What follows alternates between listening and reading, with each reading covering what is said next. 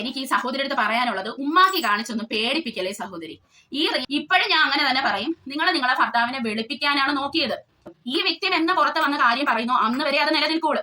അത് നിങ്ങൾ ഓർത്തോ. നിങ്ങൾക്ക് വിക്ടിമിനെ വെറുതെ വിടത്തില്ലെന്ന്, ഞാൻ ശരിയാക്കും, ഞാനിത് വെറുതെ വിടാൻ ഉദ്ദേശിച്ചിട്ടില്ലെന്ന്. നാണമില്ലേ സ്ത്രീയെ? നിങ്ങൾക്ക് നാണമില്ലേ? ഈ പ്രസ്തുത വ്യക്തിയുടെ ഭാര്യ പറയുന്നത് ഇങ്ങനെയൊക്കെ ഉണ്ടായാൽ നമ്മള് സ്ത്രീകൾ സെറ്റ് നിന്ന് മാറിപ്പോണം. പ്രിയ സുഹൃത്തുക്കളെ, ഞാനാണെങ്കിൽ ഉച്ചമയക്കത്തിലായിരുന്നു കേട്ടോ, നല്ല ഉറക്കം. അതിനിടയ്ക്ക് എപ്പോഴും ഒരു ഫോണോ എന്തോ സംതിങ് വന്നപ്പോൾ ഞാനൊന്ന് ഫോൺ എടുത്തു. എന്നിട്ട് ഞാൻ യൂട്യൂബ് സ്റ്റുഡിയോ ഒന്ന് നോക്കി. അപ്പൊ ഇനിയിപ്പോ വീഡിയോ ഒന്നും ഇടാൻ എനിക്ക് മേലായിരുന്നു കേട്ടോ. അതുകൊണ്ട് എനിക്ക് അങ്ങനെയാണ് 2-3 ദിവസം ഇട്ട് കഴിഞ്ഞാൽ പിന്നെ ബ്രെയിൻ ഒന്നും എൻ്റെത് വർക്ക് ആവത്തില്ല. അതുകൊണ്ട് ഞാൻ പിന്നെ 2 ദിവസം റെസ്റ്റ് എടുക്കും. അപ്പൊ ഞാൻ യൂട്യൂബ് സ്റ്റുഡിയോ എടുത്ത് വെച്ച് നോക്കിയപ്പോ ദേണ്ടട കിടക്കുന്നു, നമുക്കൊരു സ്ട്രൈക്ക് തന്നിരിക്കുക. ആരാ?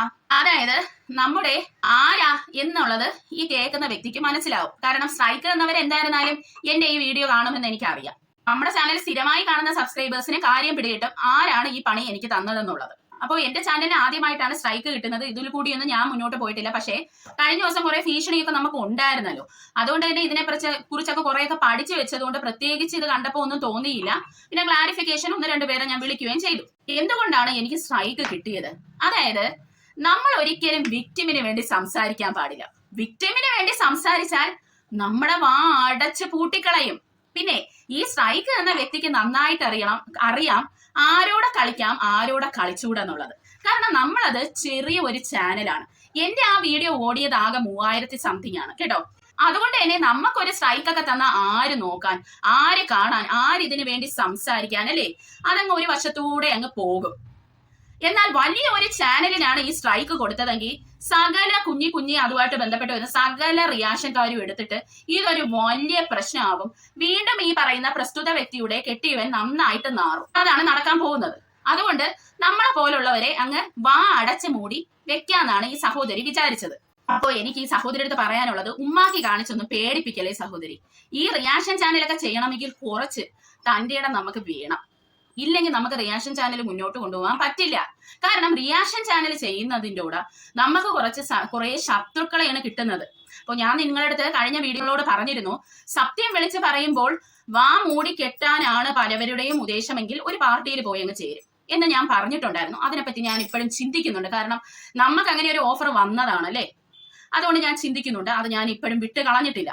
ഈ ഒരു പ്രസ്തുത വ്യക്തി അവരുടെ യൂട്യൂബ് ചാനലിൽ വന്ന് ഭർത്താവിന്റെ ഭാഗം വെച്ച് ഭയങ്കര ന്യായീകരണമായിരുന്നു.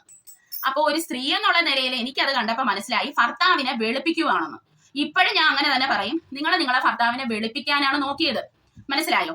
വെളുപ്പിക്കാൻ ശ്രമിച്ചു. ഇപ്പോ ഞാനാണ് ആ ഒരു സ്ഥാനത്തെങ്കിലും ഞാനും അതേ ചെയ്യത്തുള്ളൂ. അത് ഞാൻ എന്റെ വീഡിയോയിലും അത് അങ്ങനെ പറഞ്ഞിട്ടുണ്ടായിരുന്നു. അത് ഞാനങ്ങ് തുറന്നു പറഞ്ഞു. അത് മാത്രമല്ല, എനിക്ക് ഇവരോട് ഒട്ടും യോജിച്ച് പോകാൻ പറ്റാത്ത ഒരു കാര്യം എന്ന് പറയുന്നത്, ഇവര് പറയുവാണ് ഇവര് വർക്ക് ചെയ്യുന്ന ഷൂട്ടിംഗ് സെറ്റില് ഇവർക്ക് എന്തെങ്കിലും ബുദ്ധിമുട്ടുണ്ടായാൽ അവര് മിണ്ടാതെ മാറി അങ്ങ് പോകും. അവരാരുടെയും ജോലി തെറിപ്പിക്കാൻ നോക്കൂല, ഞങ്ങൾ ആ വക കാര്യങ്ങൾ ചെയ്യത്തില്ല എന്നാണ് ഇവരതില് പറഞ്ഞത്.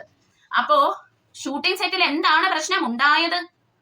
എനിക്ക് വേണമെങ്കിൽ ഏതെങ്കിലും ഒരു ചാനലിൽ നിന്ന്, ന്യൂസ് ചാനലിൽ നിന്നോ അല്ലെങ്കിൽ ജോർജ് ജോസഫ് സാറിന്റെയോ ഒരു വീഡിയോ കൊണ്ടുവന്ന് ഇതൊന്നും കൂടെ ഇതിലിപ്പോ റിയാക്ട് ചെയ്യാം. പക്ഷെ ഞാനത് ചെയ്യൂല. അതെന്തെന്നറിയാമോ? കാരണം ഞാൻ ഈ കർമ്മയിലൊക്കെ വിശ്വസിക്കുന്ന ഒരാളാണ്. ഈ വിക്ടിം ഉണ്ടല്ലോ, ഇതിന് ഇരയായപ്പെട്ട വിക്ടിമിനെ ഞാൻ വിശ്വസിക്കുന്നുണ്ട്. അവര് പറഞ്ഞത് ശരിയാണെന്ന് ഞാൻ വിശ്വസിക്കുന്നുണ്ട്. അതുകൊണ്ട് തന്നെ എത്ര ടൈം ചിലപ്പോൾ കൺസ്യൂമിങ് ആയിരിക്കും എങ്കിൽ പോലും ഇന്നല്ലെങ്കിൽ നാളെ അത് തെളിയുമെന്ന് എനിക്ക് ഉറപ്പാണ്. അത് തെളിയുന്ന ദിവസം ഞാൻ ഇതിന് റിയാക്ട് ചെയ്തോളാം. ഷൂട്ടിംഗ് സെറ്റിൽ ഉണ്ടായ പ്രശ്നം എന്താണ്? നഗ്ന ഫോട്ടോ ഒരു നടിയിലത് എടുത്തു കേട്ടോ. ആ എടുത്ത നടി അത് കംപ്ലൈന്റ് ആക്കുമെന്ന് പറഞ്ഞപ്പോൾ ഈ പ്രതിയുടെ കൂട്ടുകാരൻ ഈ വിക്ടിമിനെ ഭീഷണിപ്പെടുത്തി. ഇതാണ് ജോർജ് ജോസഫ് സാറ് പറഞ്ഞത് വെച്ച് നമുക്ക് മനസ്സിലാവുന്നത്. അപ്പോ നമ്മുടെ ഈ പ്രസ്തുത വ്യക്തിയുടെ ഭാര്യ പറയുന്നത് ഇങ്ങനെയൊക്കെ ഉണ്ടായാൽ നമ്മള് സ്ത്രീകൾ സെറ്റ് നിന്ന് മാറിപ്പോണം കേട്ടോ. നമ്മളൊരു കംപ്ലൈന്റ് ആയിട്ടൊന്നും പോകാൻ പാടില്ല, നമ്മള് ഒഴിഞ്ഞങ്ങ് നടന്നോളണം എന്നുള്ള രീതിയിലാണ് ഈ സഹോദരി വന്നിരുന്ന് പറഞ്ഞത്. അപ്പോ അതെങ്ങനെ ശരിയാവുമെന്ന് ഞാൻ തിരിച്ചൊരു ചോദ്യവും ചോദിച്ചു. ഞാൻ അതിനെ എടുത്തിട്ട് അലക്കുകയും ചെയ്തു. ഇവിടെ എനിക്ക് ചെറിയ ഒരു റിഗ്രഷൻ ഉള്ളതെന്ന് പറഞ്ഞാൽ, സാധാരണ ഞാൻ എന്റെ വീഡിയോസില് ഞാൻ എടുത്തിട്ട് അലക്കും. പക്ഷെ ഇവിടെ ഈ പ്രസ്തുത വ്യക്തി, ഇവിടെ ഈ സഹോദരിയുടെ വിഷമം കണ്ടപ്പോ എനിക്ക് മനസ്സലിഞ്ഞു. അതുകൊണ്ട് പഴയ രീതിയിലൊന്നും അലക്കിയില്ല. ഈ അലക്ക് അതുപോലെ ചെയ്തിട്ടാണ് ഈ സ്ട്രൈക്ക് കിട്ടിയിരുന്നെങ്കിൽ എനിക്ക് ഭയങ്കര സന്തോഷമായിന്. പക്ഷെ ഇതിപ്പോ നമ്മള് അധികം ഒന്നും പറയാതെയാണ് നമുക്ക് ഈ സ്ട്രൈക്ക് വന്നത്. അതായത് പ്രതിക്കെതിരെ ഒരു വാക്ക് മിണ്ടരുത്, നിന്നെയൊക്കെ റെഡിയാക്കും. അത് തന്നെയാണല്ലോ കഴിഞ്ഞ ദിവസം അഭിമുഖത്തിൽ നിങ്ങൾ വന്ന് പറഞ്ഞത്, വിക്ടിമിനെ വെറുതെ വിടത്തില്ലെന്ന്. ഞാൻ ശരിയാക്കും, ഞാനിത് വെറുതെ വിടാൻ ഉദ്ദേശിച്ചിട്ടില്ലെന്ന്. നാണമില്ലേ സ്ത്രീയെ നിങ്ങൾക്ക്? നാണമില്ലേ? ആ വിക്ടിമിന് എന്ത് തലയ്ക്ക് അസുഖമോ? അവരുടെ ഈ പ്രായത്തില് അവര് പോയി ഇങ്ങനെ ഒരു കേസ് കൊടുക്കാനായിട്ട് അവർക്ക് തലയ്ക്ക് അസുഖമാണോ? ഇതൊക്കെ പോയി വേറെ എവിടെയെങ്കിലും പറയണം കേട്ടോ. അപ്പോ കേരളത്തിലുള്ള എല്ലാ സ്ത്രീകളും ഇതുപോലുള്ള ആൾക്കാരുടെ ഫേസ് അറിഞ്ഞു വെച്ചിരിക്കണം. ഇവരെ പോലുള്ള സ്ത്രീകളാണ് നമ്മുടെ നാട്ടിന് തന്നെ ശാപം എന്ന് പറയുന്നത്.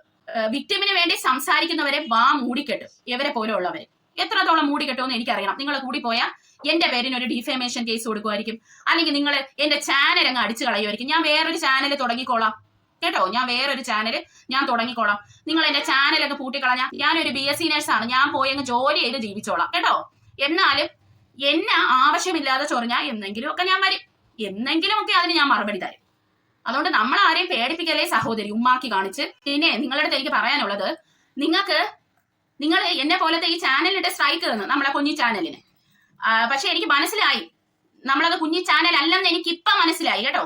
അത് മാത്രമല്ല, നിങ്ങളുടെ ഭർത്താവ് ഉണ്ടെന്ന് പറയുന്ന ഒരു മനുഷ്യനുണ്ടല്ലോ, അദ്ദേഹം ഒരു സ്ത്രീയുടെ മാറില് ഇടിച്ചിട്ട് ഒരു പോക്ക് പോണുണ്ട് അറിയാത്ത പോലെ. ആ വീഡിയോ റിമൂവ് ചെയ്തോ ആവോ? ആ ചാനലുകാർക്കിട്ട് നിങ്ങളുടെ ഭർത്താവ് നിങ്ങൾ സ്ട്രൈക്ക് കൊടുത്തോ ആവോ? അല്ല, എനിക്ക് അറിയാത്തോണ്ട് ഞാൻ ചോദിക്കുന്നതാണ്. നിങ്ങൾ സ്ട്രൈക്ക് കൊടുത്തോ? കാരണം ആ ഒരു വീഡിയോ ഒക്കെ അന്ന് കിടന്ന് എല്ലാവരും എടുത്തിട്ട് റിയാക്ട് ചെയ്തിട്ട് നിങ്ങളുടെ ഭർത്താവ് മനഃപൂർവ്വമാണ് അങ്ങനെ ഇടിച്ചതെന്ന് പുരുഷന്മാരായ യൂട്യൂബ് റിയാക്ഷൻ വീഡിയോസ് അത് പറഞ്ഞിട്ടുണ്ട്. കാരണം സ്ത്രീയായ നമുക്കത് മനസ്സിലാവില്ല, പക്ഷെ പുരുഷന്മാർക്ക് അത് മനസ്സിലാവും, കാര്യമായിട്ടാണോ ഇടിച്ചത് അല്ലെ അല്ലാതെയാണോ ഇടിച്ചതെന്ന്. അപ്പോ അതൊക്കെ പോയി ആദ്യം ഒന്ന് പൂട്ടിക്ക്. എന്നിട്ട് നമ്മളെ പോലെ ഈ സത്യത്തിന് നീതിക്കും വേണ്ടി മുറവലി കൂട്ടുന്നവരെ മണ്ടയ്ക്ക് കയറുക കേട്ടോ. നാണമില്ലേന്നാണ്. നമുക്ക് ഓരോരുത്തർക്കിട്ടൊക്കെ പണി തരുന്നത് എങ്ങനെയാണെന്ന് അറിയാം പ്രിയ സുഹൃത്തുക്കളെ. നമ്മുടെയൊക്കെ ഒരു അന്തരീക്ഷം ഇവർ നോക്കും. അതായത് നമ്മുടെ ഷോർട്ട് വീഡിയോസിൽ കൂടിയൊക്കെ നമ്മളെ ലൈഫ് എങ്ങനെയാണ്, നമ്മൾ പണക്കാരാണോ പാവപ്പെട്ടവരാണോ എന്നൊക്കെ നോക്കും. ഇവിടെ ഒരു കാര്യമുണ്ട് സഹോദരി, അങ്ങനെയൊന്നും നോക്കിയിട്ട് കാര്യമില്ല.